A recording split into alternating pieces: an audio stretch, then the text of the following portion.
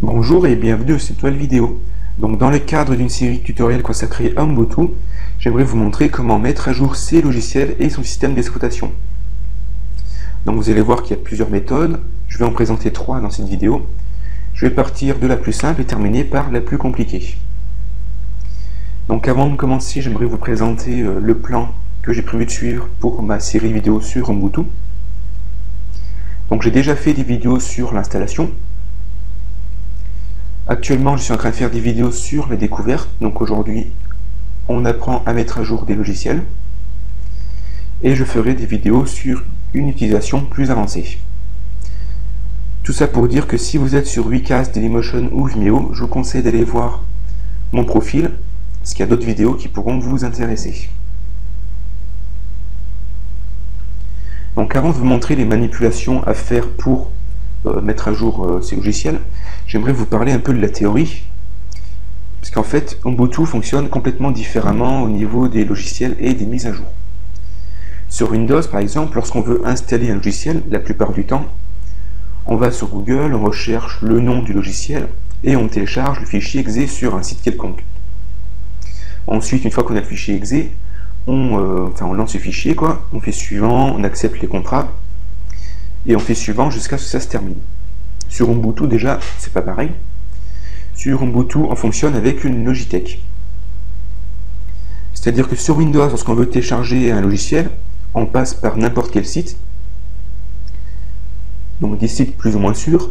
Sur Ubuntu, on n'a pas ce problème, étant donné que toutes les sources de logiciels, en fait, ou quasiment toutes les sources de logiciels, sont centralisées sur un même endroit, sur des dépôts officiels, bon, sur des serveurs officiels en fait.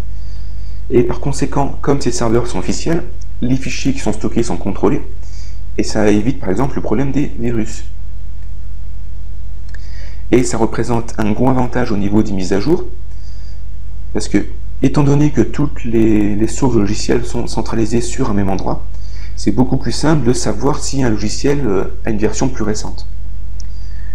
Tout ce qu'il y a à faire en Ubuntu, en fait, c'est de demander au serveur officiel une liste des logiciels et de leur version, et de comparer cette liste avec les logiciels qu'il a installés et qui est disponible sur l'ordinateur. Donc vous comprenez que c'est beaucoup plus simple de vérifier comme ça les mises à jour, et l'avantage c'est qu'on peut mettre à jour tous les logiciels en même temps. Donc ça c'est le système de dépôt. C'est pas forcément utile de savoir ça, mais je trouve que c'est sympa, ça aide à comprendre la suite. Donc maintenant on va passer au... Donc par défaut, lorsqu'on démarre l'ordinateur, la plupart du temps, il y a un gestionnaire de mise à jour qui se lance. Donc ce gestionnaire vérifie les mises à jour, et si des mises à jour sont disponibles, cette fenêtre apparaît automatiquement. Et là, vous remarquez que c'est vraiment bête et méchant. Tout ce qu'on a à faire, c'est cocher ou décocher les cases. Moi, ce que je vous conseille de faire, c'est de ne pas trop y toucher, de tout laisser cocher. Ce qu'il propose, c'est bon, généralement. Et de cliquer sur « Installer les mises à jour ». Ensuite, il va demander le mot de passe. Vous entrez votre mot de passe et vous faites valider. Et tout se passe tout seul. Vous n'avez plus rien d'autre à faire. Ça se passe en tâche de fond. Vous pouvez continuer votre activité en attendant. Par exemple, faire du Firefox ou du traitement de texte. Ça ne posera pas de problème. Donc ça, c'est la première méthode. Donc comme je l'ai dit, ça se lance automatiquement la plupart du temps. À peu près tous les 6 mois aussi, il y a une nouvelle version d'Ubuntu qui sort. Et ce gestionnaire de mise à jour propose une mise à niveau vers la version la plus récente. Donc là, je ne peux pas vous le montrer étant donné qu'il n'y a pas de nouvelle version pour le moment. Mais lorsqu'il y aura une nouvelle version, j'ai trouvé une petite image sur internet. Vous aurez une espèce de petite option qui apparaîtra en haut, ici, là. Donc c'est un peu changé depuis... parce que c'est une vieille fenêtre que j'ai trouvée ici. Enfin, en tout cas, il y aura un espèce de truc qui apparaîtra en haut. Et il y aura mettre à jour. Et c'est en fait mettre à jour votre système d'exploitation. Donc pour faire simple, c'est la grosse mise à jour pour passer au système, à la version suivante en fait. C'est comme si on faisait une mise à jour de Windows XP vers Windows Vista. Sauf que sur Linux, ça se passe tous les 6 mois, ce genre de mise à jour. Vous n'êtes pas obligé de les faire, mais bon. Après, c'est à vous de voir. Donc si la fenêtre n'apparaît pas par défaut quasiment tous les jours, vous pouvez la retrouver en allant dans Système, Administration et Gestionnaire de mise à jour. Et vous retrouvez la fenêtre. Donc là, le temps de chargement qui est au démarrage, en fait, c'est Ubuntu qui récupère la liste des logiciels sur les dépôts officiels. Et ensuite, il trouve les mises à jour à faire. Donc ça, c'est la première méthode, c'est la plus simple, c'est celle qu'on utilise quasiment tout le temps. La seconde méthode, c'est en allant dans Système, Administration et en passant par le gestionnaire de paquets synaptique. Donc là, il vous demande tout de suite le mot de passe. Voilà. Et en fait, le gestionnaire de paquets synaptique, c'est la Logitech, en fait. C'est ce qui nous permet d'installer des logiciels. Mais ça nous permet aussi de les mettre à jour. Donc j'ai déjà fait une vidéo sur installer des logiciels sur Ubuntu. Donc je vous conseille d'aller la voir, vous comprenez un peu mieux comment ça va fonctionner. Parce que j'ai expliqué le principe de ce logiciel-ci. Donc comment on fait pour mettre à jour? On clique ici sur Recharger. Là vous remarquez qu'il télécharge des informations sur les serveurs officiels.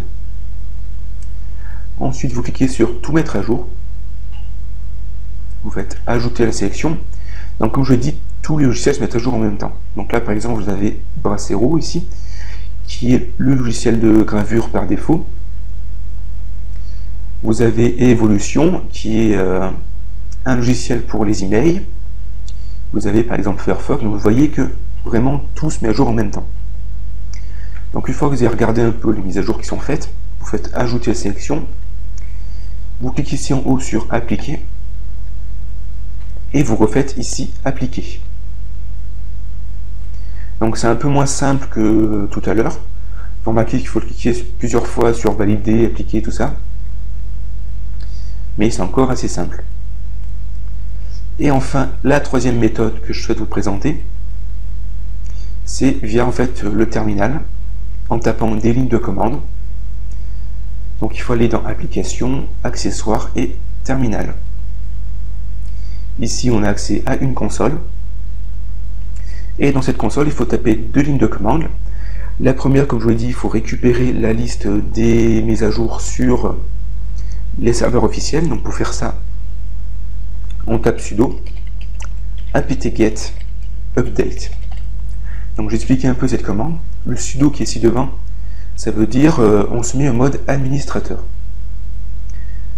Et le update, ça veut dire en fait va chercher la liste des mises à jour sur les serveurs officiels. Lorsqu'on fait entrer, il nous demande le mot de passe. Et là, vous entrez votre mot de passe, mais il n'y a rien qui apparaît. C'est tout à fait normal. Et s'il n'y a rien qui apparaît, il n'y a même pas des étoiles, il n'y a rien, c'est normal. Si vous faites entrer, vous allez voir que ça fonctionne. Et là, vous remarquez qu'il y a plusieurs adresses. Et ça, en fait, c'est la liste des dépôts. Donc, vous remarquez qu'il télécharge des informations sur ces dépôts. Et la deuxième étape, en fait, c'est lui dire télécharge les nouvelles versions des logiciels et installe-les. Et pour dire ça, on tape la commande sudo, vous se mettez en mode admin, comme d'habitude, apt-get, ça change pas. Là, on tape upgrade. Donc, faites bien attention, les deux commandes se ressemblent. Là, c'est upgrade avec un G. Et là, c'est update avec un D. Faites attention. Et il faut d'abord faire le update avant de faire le upgrade. Et ensuite, vous tapez sur Entrée. Là, du coup, il ne vous redemande pas le mot de passe, étant donné qu'on l'a déjà entré 5 minutes avant, quoi. Là, ici, sous ce charabia, c'est la liste des paquets qui seront mis à jour, des logiciels qui seront mis à jour, en fait. Donc, c'est pas très lisible. Ici, il vous dit qu'il va devoir télécharger 200 mégaoctets sur les serveurs officiels. Et là, en fait, il vous demande si vous souhaitez continuer ou pas. Et vous remarquez que le O ici, pour dire oui, est en majuscule. Donc, cette majuscule, c'est le choix par défaut. C'est-à-dire que si vous tapez directement sur Entrée, sans mettre de lettres ici, le choix par défaut qui est la majuscule sera oui. Donc, si je tape comme ça, automatiquement, il accepte. Et là, vous remarquez que vous avez des temps de chargement. Vous avez les poids des différents fichiers qui téléchargent. Ici, sur la droite, vous avez le temps final. Donc, à peu près 4 minutes pour faire cette mise à jour. 3 minutes même. Et ici, vous avez la vitesse de téléchargement. Donc, la première étape, c'est qu'il télécharge tous les fichiers nécessaires.